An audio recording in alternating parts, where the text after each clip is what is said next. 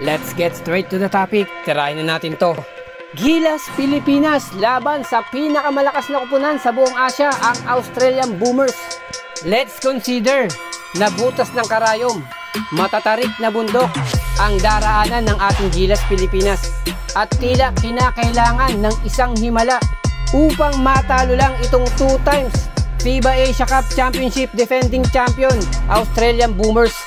Dahil kung history yung pag-uusapan, sa 6 na beses na kanilang pinagsaluan sa court, 1 beses pa lang tayo nanalo at noong 1974 pa yan.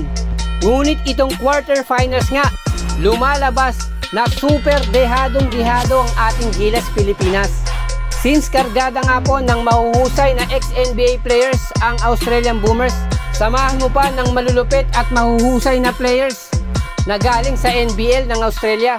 Magiging suntok sa buwan o kailangan nating hagilapin kung paano natin tatalunin itong Australian Boomers. Hugot sa nakalipas na 2 panalo, tangan ito ng ating Gilas Pilipinas na mukhang nakuha na ni Coach Tim Cone yung timpla. At least masabayan itong Australian Boomers at yung kasabihan sa atin na bilog ang bola, na baka nga sa labang bukas ay umikot naman yung swerte sa ating Gilas Pilipinas at makasulot ng panalo kontra Boomers.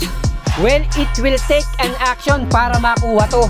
Sa katulad nga na laban ay pinakita ng Gilas Pilipinas kontra Iraq sa makapigil hininga na overtime kontra naman sa host country Saudi Arabia, na nag-step up nga yung ating mga locals at hindi nahirapang masyado itong si Justin Brownlee.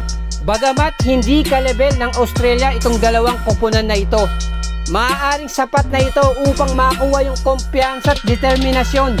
Kasabay rin yung mga fans na tatayong 6-man ng ating Gilas Pilipinas. Mga sigaw at hiyawan, malaking tulong na sa ating Gilas.